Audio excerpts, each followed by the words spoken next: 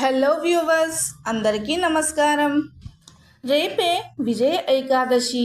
ఇది మాఘమాసంలో వచ్చే ఎంతో శక్తివంతమైన రోజు, ఎంతో పవిత్రమైన రోజు. అయితే ఈరోజు స్నానం చేసేటప్పుడు మనం చెప్పుకోబోయే విధంగా చేస్తే 7 జన్మల పాపాలు 7 జన్మల దరిద్రము పోతుంది.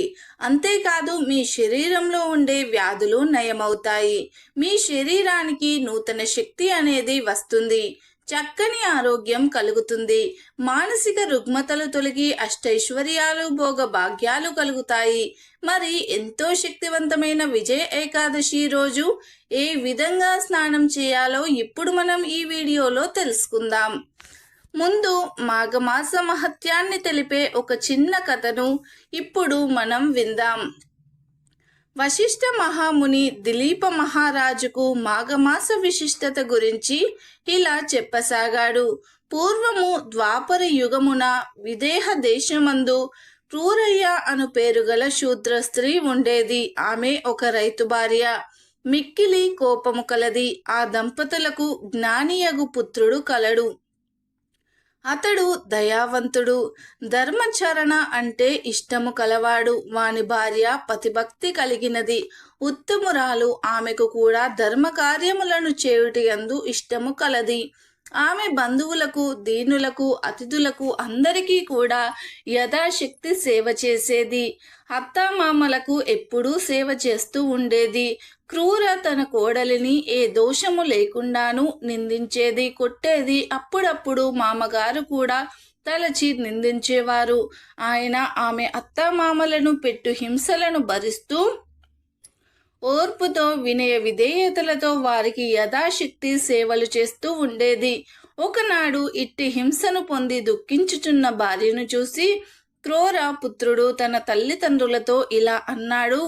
నాయనా, అమ్మా, నా మాటలు వినండి. నా మాట కీర్తి కలిగించినది, ధర్మమును సంపాదించినది. మీకు కోడలిపై కోపమెందుకు? కలహమునకు కారణమేమిటి? మీ శరీరమునకు బాధను కలిగించు ఈ కోపముతో మీకేమి ప్రయోజనము? సర్వ సంపదలను నశింపచేయు కలహము ఎందుకు? నేను కానీ నా భార్య కానీ మీకు ఏమి అపకారము చేశాము? మీ కోపమునకు కారణమేమి నాకు కనిపించుటలేదు.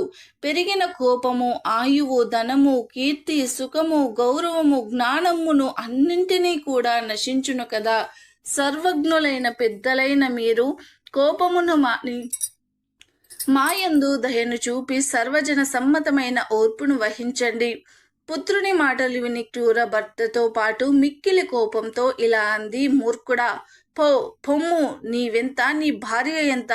తల్లిదండ్రులకు ఇలా నీతి బోధన చేయు. నిన్ను నీ భార్యను ఏమి చేసినను తప్పులేదు అని పలికి కొడుకును కోడల్ని మరల మాటి మాటికి కూడా పలు మార్లు నిష్కర్షముగా కొట్టెను. ఇలా దెబ్బలు తినుచున్న పుత్రుడికి కోపం వచ్చింది, కానీ సహజమైన శాంతమును పొందెను.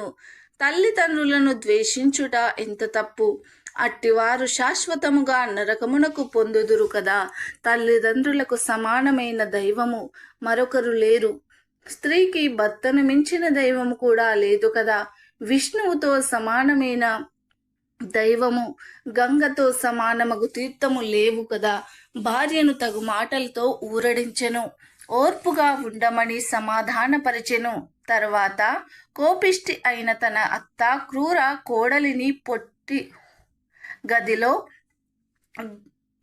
తలుపులను మూసి ఉంచెను. ఆమె కుమారుడు ఆ ఆకృత్యముని చూసి తల్లినేమి అనలేక, పితృభక్తి వలన ఏమి చేయలేక మౌనమున బాధపడుతూ ఎప్పటిలాగానే తల్లిదండ్రులకు సేవ చేసుకుంటూ ఉన్నాడు. కోడలు ఆ గదిలో 7 రోజులు అన్నము నీరు లేక ఆ విధంగా నిర్బంధంలోనే ఉంది. ఇరుగు పొరుగు వారు కూడా, బంధువులు, మిత్రులు ఈ పని చేయకూడదని చెప్పినా కూడా క్రూర వారి మాటలను వినిపించుకోలేదు. కోడలిని అలాగే నిర్బంధించి పీడించేది.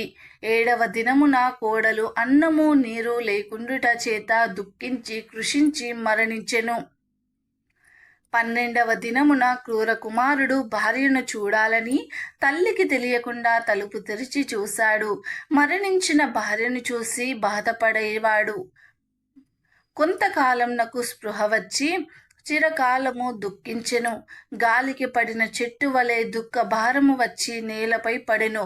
క్రూర తలుపు తెరిచి ఉండుట చూసి కోపించెను. గదిలోకి వెళ్ళి మరణించిన కోడలిని, దుఃఖ వ్యవస్థుడైన పుత్రుడిని చూసెను. ఆశ్చర్యముగా ఆమెకు కూడా దుఃఖము ఎక్కువగా వచ్చును. ఆమె చేతులతో కొట్టుకొని చూచిన కాలము శోకించెను. ఆమె ఏడుపును విని అందరూ కూడా ఏం జరిగింది అని వచ్చారు. విషయమును తెలుసుకుని క్రూరను బహువిధములుగా నిందించిరి. కొందరు బంధువులు కోడలు శవంని తీసుకొని పోయి దహనమును చేసిరి. క్రూర కుమారుడు దుఃఖమును భరించలేక అక్కడ ఉండలేక గంగా తీరము చేరెను. కొంతకాలమునకు శోక భారమున మరణించెను. క్రూర పశ్చాత్తాపము పొందెను. పుత్ర శోకమును భరింపలేక చిరకాలము దుఃఖించెను. ఆమె భర్త కూడా శోకించెను. వారట్లు అధికముగా శోకించుటను చూసి జనులందరూ కూడా విచారించేవారు. కానీ ఈ సమయంలో విచారించి లాభమేమి? పుత్ర శోకములు భరించలేక నిద్రాహారములు మానిన వారు కొంతకాలమునకు మరణించిరి, యమలోకమునకు చేరిరి.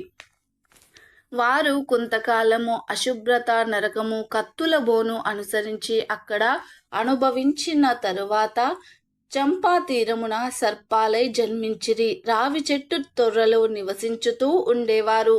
కొంతకాలమునకు ధీరుడు, ఉపధీరుడు అనే ఇద్దరు సజ్జనులు అక్కడికి వచ్చిరి. చంపా నదిలో మాఘమాస స్నానమును ఆచరించి సర్పదంపతులు ఉన్న చెట్టు కింద శ్రీహరిని అర్చించిరి. మాఘమాస మహిమను పురాణముగా చెప్పుకునేది. సర్పదంపతులు శ్రీహరి పూజను చూచుట వలన, శ్రీహరి మహిమను వినుట వలన వారి పాపములు పోయినవి, పుణ్యము కలిగెను. వారు వెంటనే సర్పదేహములను విడిచి దివ్య దేహములను ధరించిరి. వారికై దివ్య విమానము వచ్చును. శ్రీహరి సాన్నిధ్యమును చేరిరి. కాబట్టి మహారాజా, మాఘమాస మహత్యము గురించి ఎంతకాలమో చెప్పినను పూర్తి కాదు. ఎంతమంది మాఘమాస వ్రతము మహిమ వలన పుణ్యాన్ని పొందారో చెప్పలేము.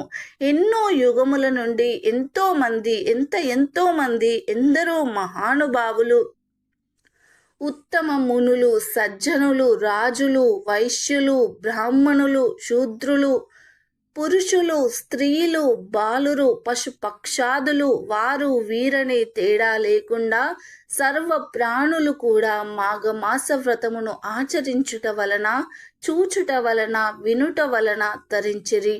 ఎట్టి పాపాత్ముడైనను మాఘమాస వ్రతమును ఆచరించినచో చేసిన పాపములు పోయి పుణ్యలోకములు కలుగుటకు ఎన్ని ఉదాహరణలు చెప్పగలను ఉన్నవి సుమా అని వశిష్ఠ మహాముని దిలీప మహారాజుకు మాఘమాస వ్రత మహిమను ఇట్లు వివరించెను. ఇక వీడియోలోకి వస్తే, ప్రతి సంవత్సరం కూడా అత్యంత పుణ్యప్రదమైన మాఘమాసంలో వచ్చే బహుళ ఏకాదశిని విజయ ఏకాదశి అని పిలుస్తూ ఉంటారు. ఈరోజు అత్యంత పుణ్యప్రదమైన, అత్యంత విశేషం కలిగిన శుభప్రదమైన రోజు. ఈ విజయ ఏకాదశి శ్రీకృష్ణ భగవాన్ ద్వారా విని పాండవులు ఆచరించి యుద్ధంలో విజయాన్ని పొందారు. అలాగే శ్రీరామచంద్ర ప్రభువు కూడా రావణుడి మీద యుద్ధానికి వెళ్లే ముందు ఈ ఏకాదశి మహత్యమును తెలుసుకొని ఆచరించి తదనంతరం విజయం పొందినట్లు మనకు పురాణ కథనాల ద్వారా తెలుస్తుంది. ఈ ఏకాదశి అత్యంత భక్తి శ్రద్ధలతో ఆచరిస్తే తప్పక విజయం పొందగలుగుతారు. అందుకే ఈ రోజును మనము విజయ ఏకాదశి అని అంటారు. రేపే విజయ ఏకాదశి.